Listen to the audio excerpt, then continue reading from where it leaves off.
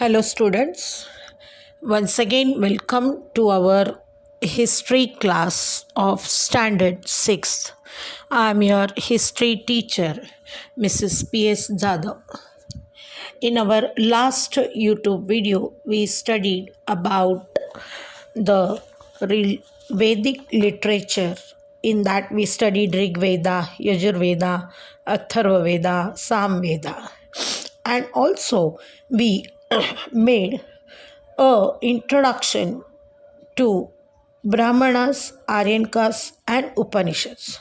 Today, we will be continuing with this. So, let us start with Brahmanas. What are Brahmanas? Brahmanas are the texts. These texts were composed or they were written to provide the guidance on using the Vedic mantras while performing the yajna rituals. The yajnas that were performed, how to perform these yajnas and how to recite the mantras. This is explained in Brahmana text. Each Veda has independent text called as Brahmanas, means each Vedas, that is Atharva Veda, Rig Veda, Yajur Veda, Sam Veda, these all four Vedas, they have their different Brahmana text.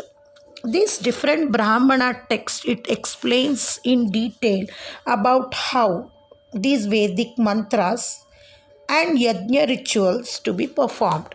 So I hope that Brahmanas is clear to you. Now the next is Aranyakas. Now what is Aranyakas? Aranyakas consist of reflection or thoughts expressed after meditating with deep concentration in the forest or wilderness. That means when a person is in the forest, when he is doing his deep meditation, at that time, how his meditation process should be, how he should do this meditation, about all these things and the thoughts while doing the meditation, how it should be, is expressed in Aranyakas.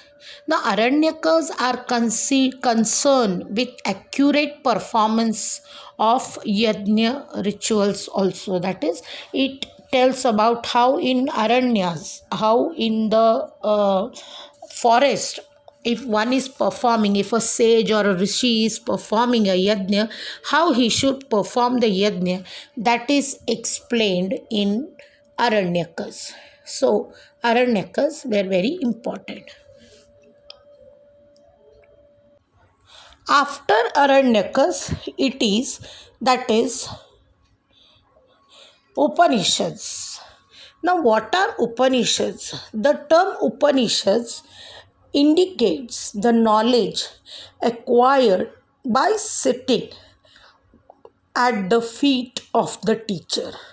Means when a disciple sits next to the teacher, the knowledge that is shared by the teacher to his student, that is termed as Upanishads. Human beings have always wondered about events like life and death. It is not easy to find the answers of these concepts, and so Upanishads describes such serious and profound issues that is explained in detail in Upanishads.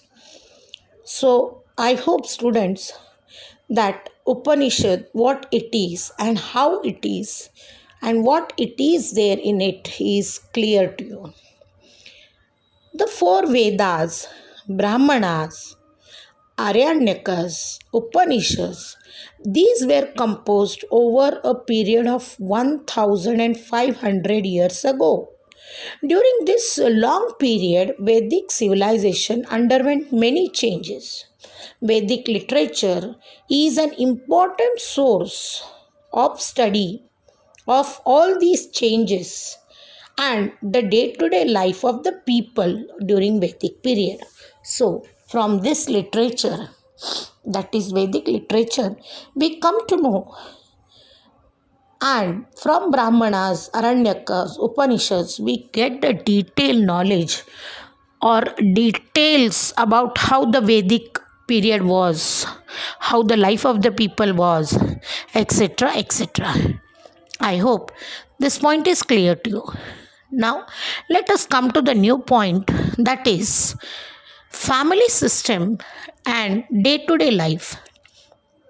During Vedic period, there was a joint family system which prevailed, or which was there. Joint family means families of more than 7 to 10 close members, like grandfather, father, uncle, aunt, maternal aunt, paternal aunt. So all these, like, this was a great joint system was followed. The Grihapati was the head of the family, means the one who was the elderest person in the family, he was called as Grihapati, a man responsible for the family. So this Grihapati, as like recently you may be having a grandfather of your family, he is a responsible member for the family. His family included old parents, wife and children, and also the families of the children, younger brothers and their families. So this is how the joint family system existed. This family system was patriarchal, means from father to son, from son to his son, from his son to the next son. So this was a patriarchal system. Even presently today also we find this system prevails in the recent time also. Now, in the initial period, means in the beginning of the Vedic civilization, if you see, there are references about women scholars also, like Lopamudra, Gargi, Maitri. These were the women scholars who greatly contributed in Vedic literature. However, slowly, there went upon laying the restrictions on the women. It went on increasing, and the position of the women in the family as well as in the society became secondary. Means women were not given much more importance. They were given the secondary position in the family. So this was the family system. Now let us see how was the housing system, or how were the houses that were built during the Vedic civilization. The houses during the Vedic civilization, if you see in this given images, you will find that these houses are made up of earthen material, that is mud, and they were walled and dubbed. Means, as we know, when we go to our grandparents' house in the remote villages, you find them that the walls are made up of grass or cane sticks or something like that. And these grass and cane sticks, and these grass were pasted with cow dung or mud, which we call it in Hindi जैसे लीपना और पोतते हैं ना गोबर से, that is what it is. Constructions were made. Vault means wooden lattice. You can see the wooden lattice in the images, wooden strips. And dubbed means made with the clay mixture with cow dung. A house was called as griha or shala. The house of Vedic period, they were called as griha, or they were called as shala. Okay, so I hope this is with the images is clear to you. Now let us continue further, student. That is the diet of the people. See, basically the diet of the people consisted mainly wheat, barley, rice. From this, they made different kinds of preparation like yava, gudama, viraha, etc. Now, the references of this kind of delicacies that they prepared, this references is still found in the Vedic literature. Yava means barley. Gudhama means wheat, and Viriha means rice. So different kinds of preparations were made. I've set you an images of various kinds of utensils that were used during Vedic period. Now Vedic people, they liked all these what to say, cereals, but even apart from that they enjoyed milk, yogurt, ghee, butter, honey. This was also enjoyed by them. Apart from this, various pulses were also used, like Bengal gram, which we call it as udad, lentil, which we call it as masoor, sesame, which we call it as til, and meat. This was also a part of diet of the people of Vedic period. So I hope that this diet, this kind of food is clear to you, what kind of food they had and what things they used.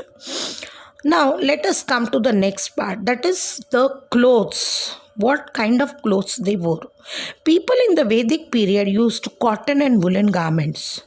They also used Valkala. Valkala means what, student? Valkala is a kind of cloth that is made from the bark of the tree.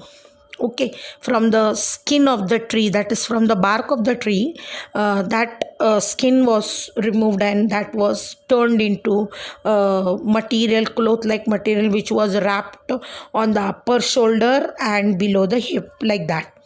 Similarly, animal skins were also used for clothing. Both men and women had a unique style of wearing their clothes.